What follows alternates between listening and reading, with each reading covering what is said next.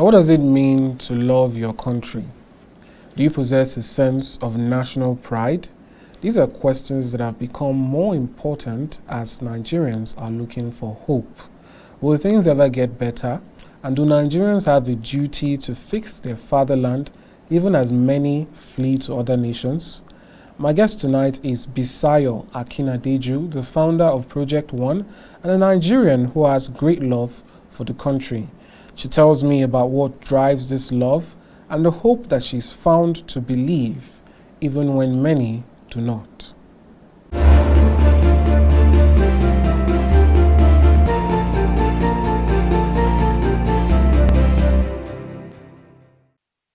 Akinnadeju, welcome to Top Talk. Thank you so much. All right, a lot of people are starting or finding out about your drive and your mission, basically being a quote-unquote true Nigerian. So, and you know, the times we're in right now, people find it a little bit hard to relate. So I want to know, what exactly drives your love for Nigeria? Yeah, thank you so much for that question. I'd say that I am a Nigerian, born, bred, and in this country, and I believe in my nation. I think it's a primary responsibility of every Nigerian citizen, of every citizen of any nation at all, to be patriotic towards its own nation. But most importantly, if I were to address that question in another way, I would say a lot of people today are disgruntled or not happy about the nation because it's not where they would want to have it. There's a Nigerian of our dreams and there's a Nigerian of the current reality. But then a nation is not going to build itself. And that's what I've found out, that it's not just enough to be about the problem, but to start looking for the solutions. And one of the ways to look for the solutions is to bring a lot of people to become passionate about their country, but most importantly, to build the nation that you really want to see.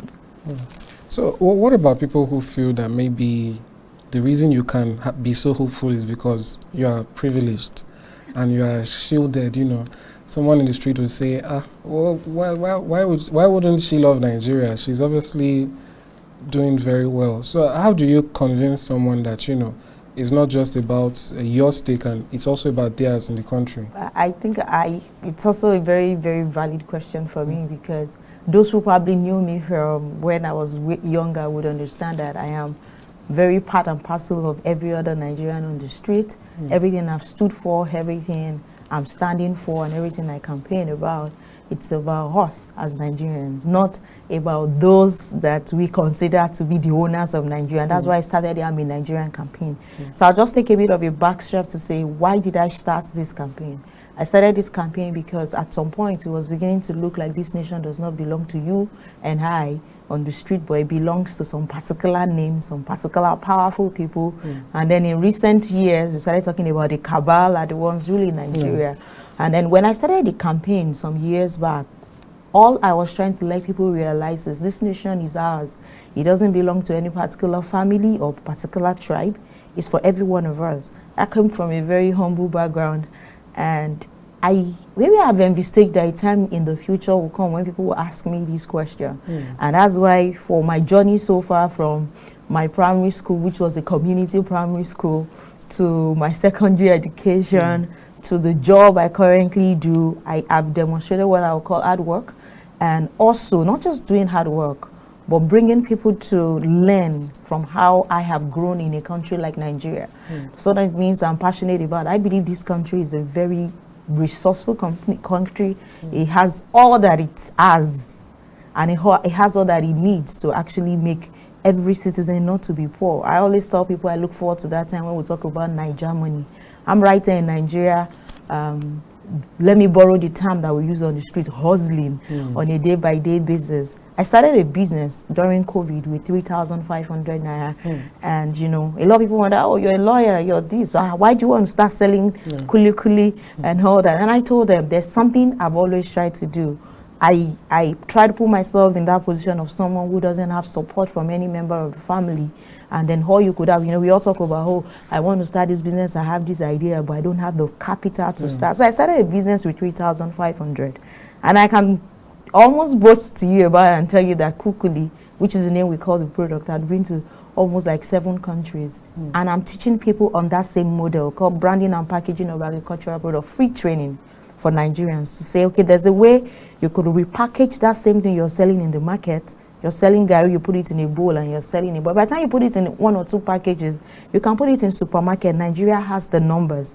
So what we do not know in Nigeria is not, it's not because I came from a privileged background. I didn't come from a privileged background. I came from a family of teachers. My father was the secondary school principal, and my mother was a primary school teacher. So you could understand that humble background, which is why probably I identify with everybody on that level.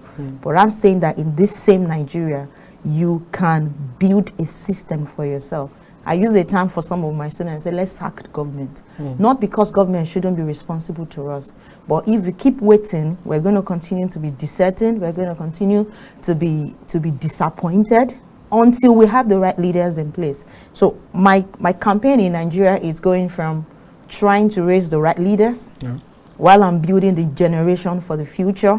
In the next 10 years, some of these students we're trying to groom will be ready to lead nation to a better place. But in the meantime, what are we doing to cushion the effect of the hardship we might probably experience in our environment? And that's why my campaign is not for the high class alone, it's for every single Nigerian. But that was interesting. You said alone. Is there any part of it that also reaches out to them? What exactly what can we expect from people who feel they already have it all? They already have it. Fantastic. For me, I started with a bottom-top approach. So when we run the I'm in Nigerian campaign, just like today, we've been to the National Hospital in Abuja, clothing babies in the branded I'm in Nigerian clothes. What I was trying to do at that time is to create that consciousness right from that cradle, right from the time of birth. They're already wearing I'm in Nigerian clothes, the caps, the mittens. So the consciousness of this country belongs to me as well is brought into them. But sometimes about 2 years ago when we had the NSAS protest and the people clamoring for Biafra, the Arewa and the Yoruba nation, one of the things my members and the team really sat down to look at is this Nigeria we're trying to build for these students in primary, secondary schools, and then in the tertiary institution and the Nigerian youth. If we are not careful, we did meet Nigeria if things should break. And that was the point where we realized that while we're using the bottom-top approach as well, we also need to go to these people for them to realize that this nation is not a resource you just want to waste. It's not, there are a lot of people looking up to you. Posterity will join you. And I actually like the development of things in Nigeria. Every nation has its own time and it will naturally reset. Now let me tell you this, an average rich man in Nigeria today would not feel free to just walk into some places without some security guard. That's telling you that whatever things you fail to build or you fail to address would eventually come to haunt you. So our programs this time is to let those who have gone ahead, those who think to have achieved, those who think to be, they don't really care about what is happening on the street, about what is happening in the classrooms of average Nigerians today, to realize that one day this nation will not be safe for you.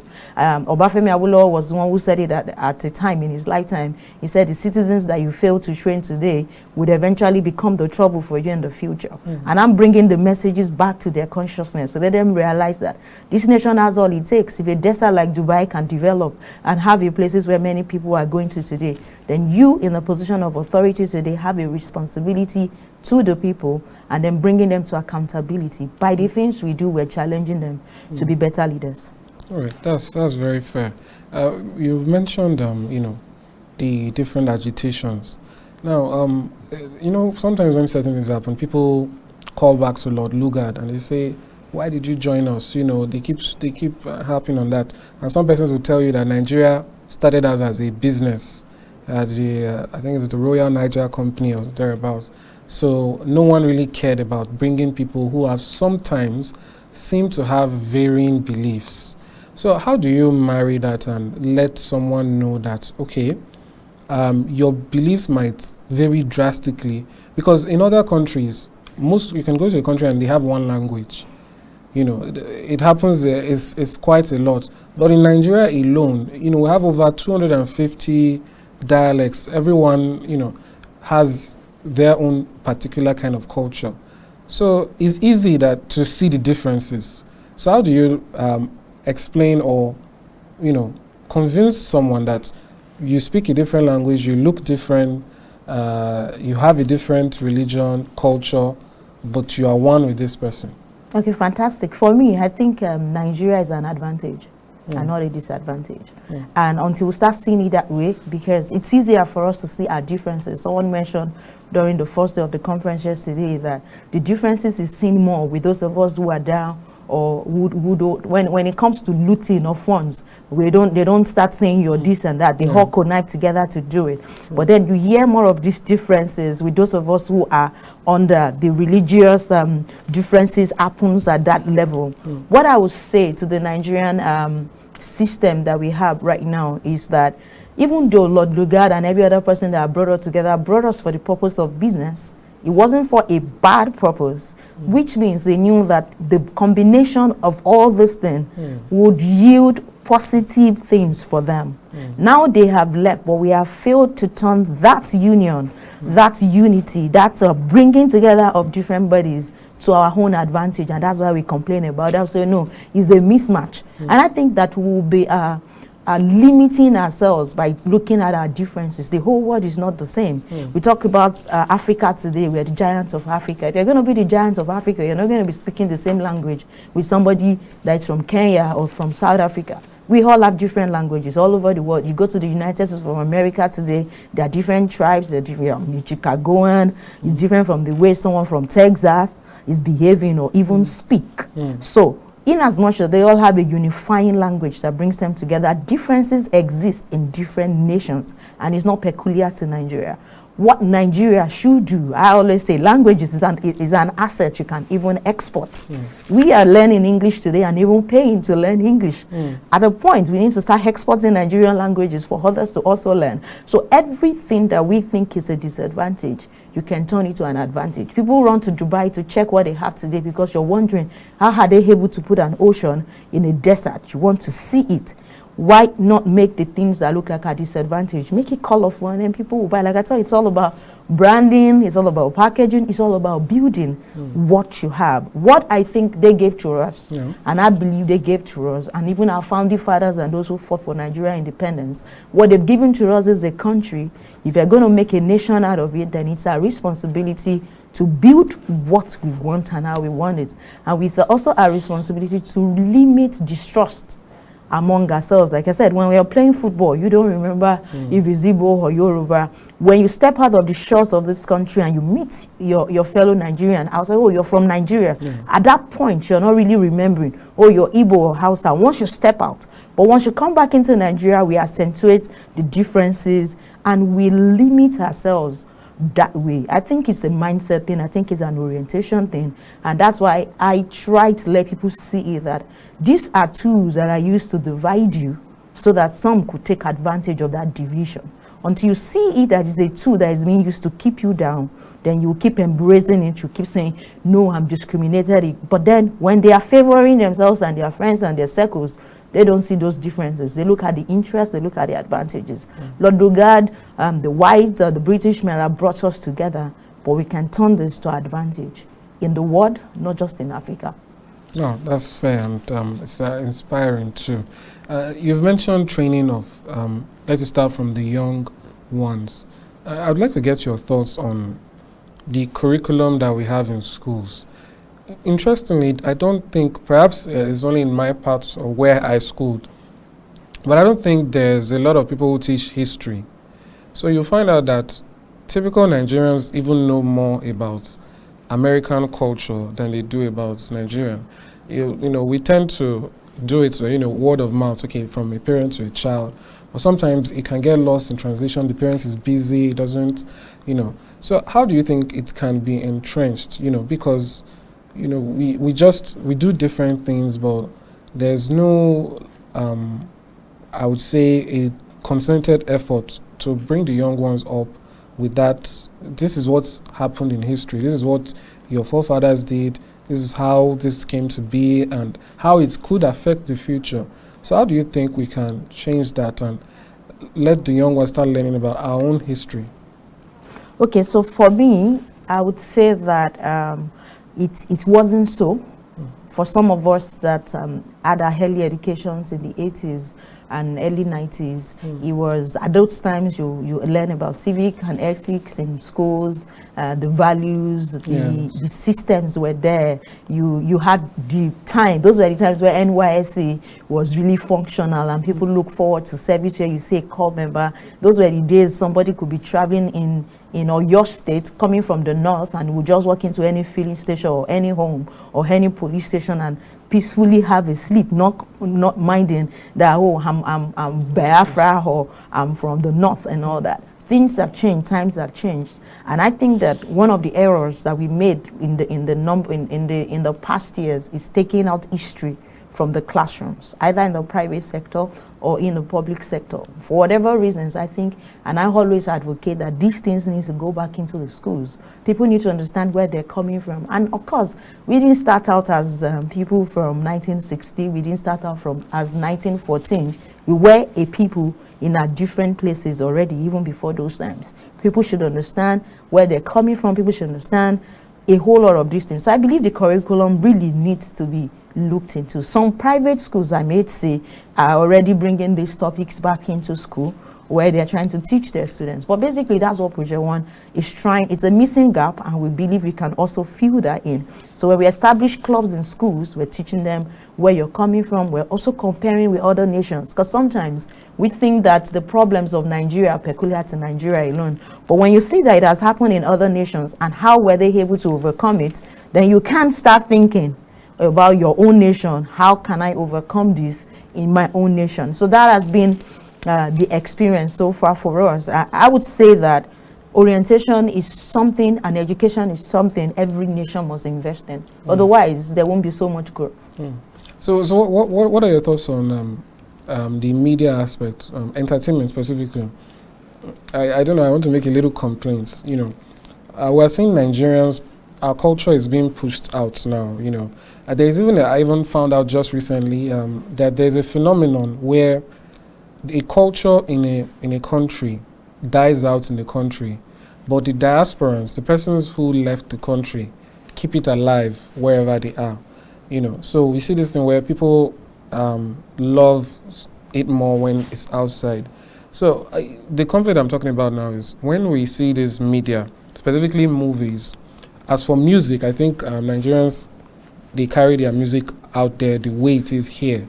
Well, when you see that some of these recent movies, you see people talking with a lot of accents, and sometimes a British accent for somebody who has lived their whole life in Nigeria. So how do you think entertainers or the entertainment industry can also aid in pushing this Nigerian culture out there? I would say that, thank you for that question. I'll say that it starts with one of the things I said my organization is trying to bring to the consciousness of everybody. It's called pride in national identity. If you're not proud of who you are or where you're from, then you will try to blend in or try to, okay, I'm also westernized. That doesn't mean you shouldn't speak, if you have to speak Queen's English, where you have to speak Queen's English, then go ahead, or if you were raised that way. But then, look at that movie we watched with, about some years ago, the Panther movie, and they were trying to bring the African accent into that movie. It's beautiful. You can only do that when you are proud of yourself and you understand that this is who I am, and I don't need to feel inferior to any other tribe or any other nation. So for me, I have to say the entertainment industry, the media, really, we all still have a lot of work to do. We all still have to understand that when it comes to nation building, like I mentioned earlier, we are building something, and until you realize that you're building something, you can act anyhow. You don't have a guiding principles. You don't understand that if you want to push the narrative or bring an image of your country, you don't go out selling your country short. There's an adage in Yoruba land that says that you don't use the left hand to describe your father's house. When you go out there and you're referring to your nation as the worst country in the world, you are actually insulting yourself without knowing. But it comes from what I would call some sort of complex, where you feel, okay, I don't have it all in my country. Nobody has it all. Even the United States do not have it all. All the countries we're trying to run to, they do not have it all. They're trying to manage it. And nation building, like I would say, it's a developmental thing. It doesn't end. You can't say, oh, Nigeria has arrived, this country has arrived. We keep developing through education, through our political systems. We keep emerging. And of course, languages, like I mentioned earlier, is very important and very paramount. And hopefully, when we start seeing movies from outside the country, freely using the accents of Nigerians, because even at the best of it all, you can still pick that this person is from Nigeria, or this person is from Kenya, or this person is from South Africa. By the way, we all speak our English and all that. I think pride in national identity is a basic thing we need to imbibe. So we are proud of who you are and where you're from. Running back to the Nigerian campaign, then you don't have to over-impress anybody with the way you speak, just as long as you can communicate. All right. Right now, I want to take things a little bit more personal. Maybe you can help us confirm some of the reports we are hearing. It seems as though you have ambitions to join politics or run for office in 2027. Okay, first of all, what office do you want to run for? And tell us more about your preparations for that. Okay, so fantastic. I'll say to that when I started out the organization or the campaign, the idea for me is to let everybody see that this nation belongs to every one of us. So at some point along the line, I realized that as much as I'm teaching you political education, telling you to be involved, all my students right now in the school clubs know that by 18 years, if the law has not yet changed, they must not only have their card to vote, they must prepare to be voted for. So in teaching them as well, I also want to be an example to them, to tell them, okay, it's not anybody can aspire to any political office in Nigeria as long as you meet the constitutional requirement of it. And in 2027, also the trend all over the world, we are beginning to see the change in the ends of affair. A lot of people say women are not given the opportunity to rule. I do not really think so. I think it's general. It's not about Nigeria. It's not just about us. It's a general phenomenon. Even the United States of America just produced their first vice president as a female, not even a president yet, and they've been here for a longer years or longer time than her. So in 2027, I believe that Nigeria needs a change of leadership. When I say leadership, it's not just leadership based on, I want leadership that is not based on tribe, leadership that is not based on religion. I also do not say that leadership is resident in any particular gender. But if you really want a change in governance and in the way we have led this nation, I think it's time for a woman to step into the helms of affairs as the first citizen of this country and lead us differently. If I may address that, I'll say this nation at this time is at a very sensitive time. And if there's anything, any family, coming to the family setting, if there's anything, if your family is going through this kind of trouble, at that time, you need to hear the mother speak. In 2027, I want to run for the office of the president of this country. And the reason why I picked 2027, because it doesn't happen in a day. I'm not out to play. I'm not out to just put my name on the ballot paper. I'm taking steps to also give the people that orientation of why we need a change and why anybody could aspire to that office at all. And I've seen a lot of people showing more interest. After I mentioned that I was going to run, I've seen people that you probably wouldn't expect normally say, okay, I can also do this, I can also run. So I'm also, while serving as an inspiration to every other person, that you could run for any political post in Nigeria as long as you meet the constitutional requirement. I'm also saying that Nigeria is ripe for a woman at the office of the first citizen. That's fair. So do you have a party in mind already? Absolutely, I would say no. Right now I'm supporting, which I've always done, I'm supporting everybody to get into posts. I'm supporting women, I'm supporting men that I believe have the right values that could help us in the next one. But I'm not affiliated to any political party. Right, but you know, people like to get a stand from their prospective leaders. So how would you speak on, yes, we're talking about Nigeria now, so we have to talk about the situation of things. So what do you say? Because you actually remind me of one of my colleagues who is always centered on citizen solutions, things that people can do for themselves, while government is trying to get itself together. but then the government is so huge that we cannot ignore it. So what do you say? You're doing all of this. What is your comment on what the government is doing? You know, it would almost seem as though the hope you are trying to get in people is being killed by others. So how do you rate what we've been through, or what we are going through, and the administration currently, and how they are, how Nigerians are faring under them? Okay, I would respond to that by saying that the problem of Nigeria is not this current government. The problem of Nigeria didn't start with Obasanjo's regime. It didn't start with the military. It's been growing over the years. And what I've seen in leadership in Nigeria over the years is we've had more of management than directors. You know, going into the corporate sector now, you could have management and you have the directors. What we've had in Nigeria, people managing the situation. And if you keep managing the situation, the next person is managing it. At some point, it will keep deteriorating. So if you want to gauge what is happening under this current governance, I've seen people compare the inflation rate under this government with that of Goodluck Jonathan and say, no, it is higher here. It's bound to get higher. And you will not be too surprised if the next person coming into place, if the person decides to take the approach of management, it will get worse.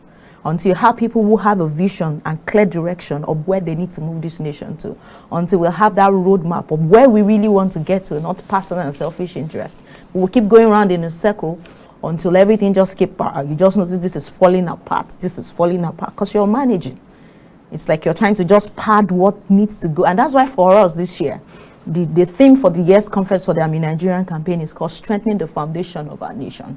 This is a time where any leader in Nigeria needs to go back to the basics. This is a time where there's a whole lot of insecurity in place. This is a time where there's a whole lot of division in place. This is a time where there's a whole lot of disheartened minds in place. So this is a time for you to go back and cement the things you need to do. Then you start building on it, because you can't build on nothing. So right now, the nation is at that stage, not because of this current government. It's been piling up, and they've been managing it. So it will keep getting worse as the next person is getting there with all your good intentions. If you don't fix the basics, then you can't build on it.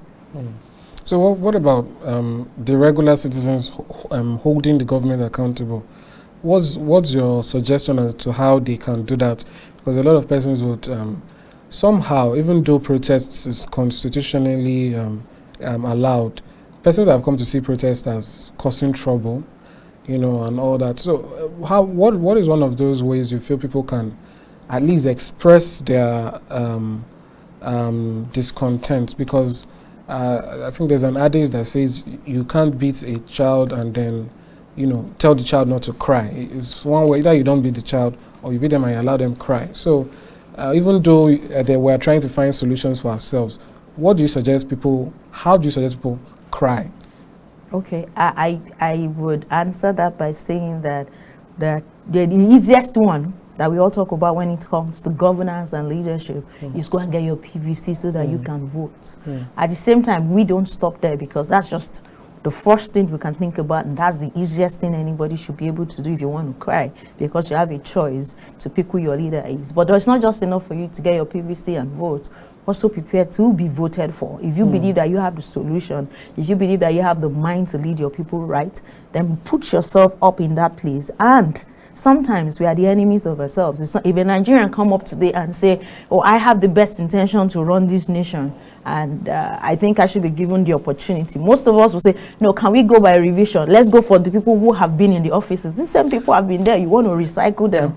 And then when the outcome is not meeting your demands, you cry out. I think we need to, let's be on social media, but let's leave the social media. Let's get involved. Let's get involved in what is happening in our local government. Let's check what the law says. Where are the places where I can have access to all this information, and make sure that I right the wrongs in my environment. My ward chairman, what is he doing with the resources? My local government, because all of us focus most times on that number one president.